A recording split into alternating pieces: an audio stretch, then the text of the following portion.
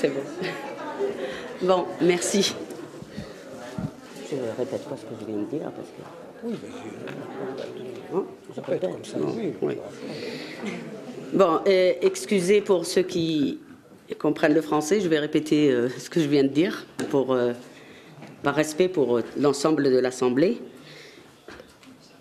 Donc, au nom du Parti communiste français, je voudrais remercier le Parti communiste d'Espagne, la Gauche unie et le PGE de cette initiative qui me semble importante dans la période qui s'ouvre par rapport à l'actualité qui concerne le peuple sahraoui.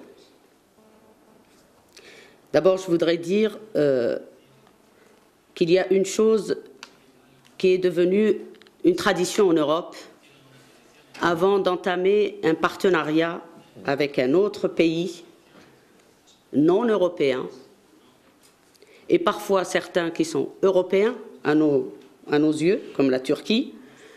Il y a une exigence qui est exprimée et qui devient une condition avant d'entamer des négociations de travail et d'avoir un partenariat avancé, et qui est celle de la question, le respect des droits de l'homme.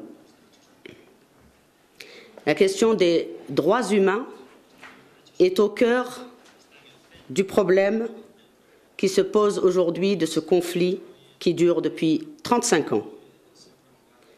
35 ans, c'est trop dans un monde qui se dit le monde libre. Il y a urgence par rapport à cette situation parce que l'Union européenne ne peut pas être en deçà du respect du droit international. Et aujourd'hui, nous pensons qu'il y a un signe, s'il n'est pas déterminant, c'est un signe positif de l'attitude de la communauté internationale représentée par Ben Ki-moon, secrétaire général des Nations Unies, dans sa contribution personnelle qui a permis à Aminatou Haïdar, la défenseure des droits humains, de pouvoir rentrer dans son pays après sa lutte et sa grève de la faim. L'attitude du secrétaire général des Nations Unies nous encourage pour dire à l'Europe aujourd'hui, et pour ce qui nous concerne en tant que communistes français, à la France, à la fois d'agir au sein de l'Union européenne, mais aussi en tant que, comme vous le savez, elle préside aujourd'hui, en ce moment, le Conseil de sécurité des Nations Unies. La France a, l'année dernière, utilisé son veto pour s'opposer à ce qu'il y ait une extension de la MINURSO, de la mission des Nations Unies au Sahara occidental, à la question de la protection des droits de l'homme.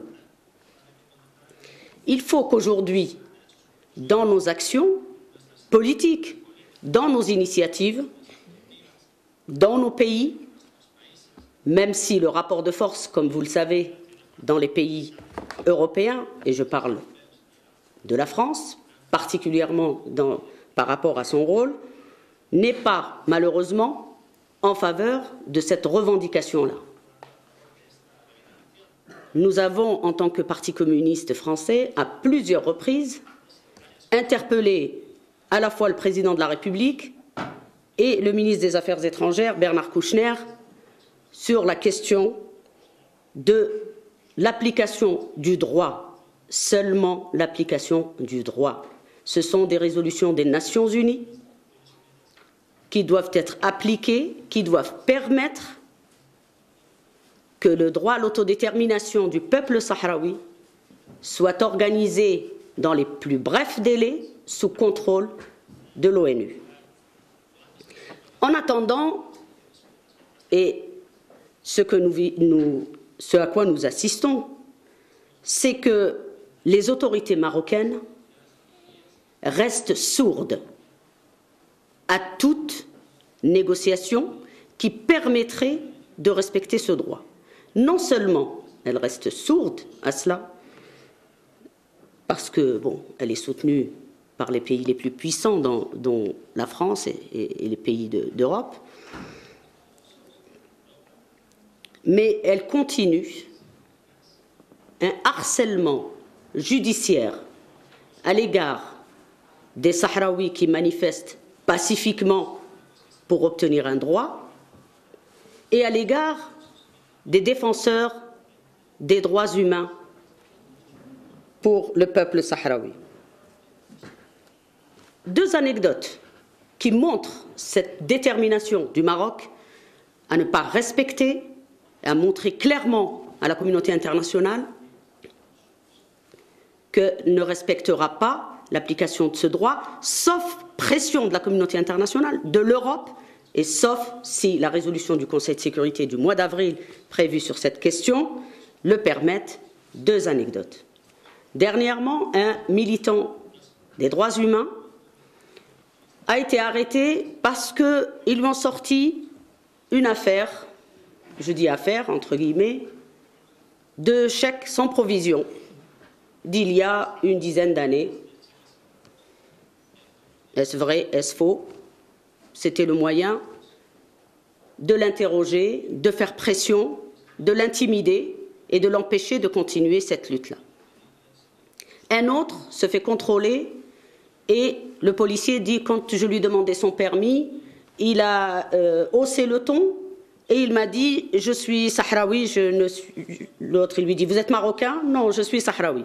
Bon, là c'est pareil, direct au poste.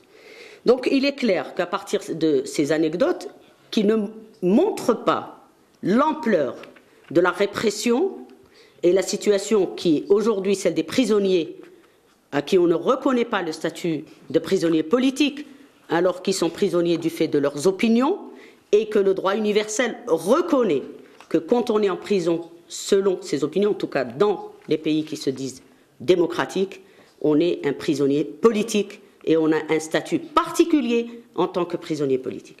L'application systématique de la torture, de la pression sur les familles, du chantage. J'ai assisté personnellement le 24 juin dernier au procès en appel de 15 prisonniers sahraouis à Agadir. Ce fut une parodie de justice. Condamnation de 4 à 15 ans, sans preuve et sans témoin, et sans la moindre possibilité de s'exprimer sur le pourquoi, sur les faits.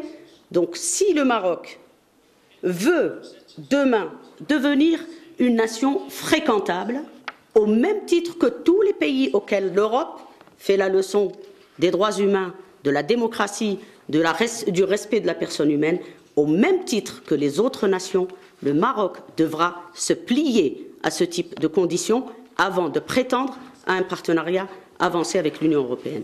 En tout cas, en ce qui nous concerne, nous tenons bien sûr compte du rapport de force, mais nos parlementaires européens, je parle de la France et du Parti communiste français, dans le cadre du Front de gauche, ont cette position-là, qu'il faut respecter le droit, appliquer le droit à l'autodétermination, protéger les populations civiles sahraouies dès maintenant, mettre la lumière sur les disparus, tous les disparus, et libérer les prisonniers politiques et faire appliquer le droit selon les résolutions des Nations Unies. C'est ce à quoi nous devons nous atteler après cette initiative. La dernière, qui me semble importante parce que une résolution du Conseil de sécurité va quand même renouveler le mandat de la MINURSO, et ce mandat qui est donc, me semble-t-il, aujourd'hui coordonné par Christopher Ross. Christopher Ross semble, je dis bien semble, attentif à la question de l'extension du mandat, pas seulement à l'application du droit à l'autodétermination et du référendum, mais aussi à la question des droits humains. Donc, l'initiative que nous pouvons prendre à partir de nos pays et tous ensemble dans une pression politique coordonnée, c'est de saisir les ambassadeurs des pays membres du Conseil de sécurité, les 5 pays membres du Conseil de sécurité, dont un des vétos peut faire échouer la résolution, organisée par le biais de courriers, de pétitions, mais pourquoi pas, pour notre part, en France, nous réfléchissons avec les ONG et les associations qui militent sur cette question à organiser une manifestation devant les ambassades concernées et bien entendu devant le Quai d'Orsay, le ministère des Affaires étrangères en France. Et je m'excuse si j'ai été un peu longue, je vous remercie.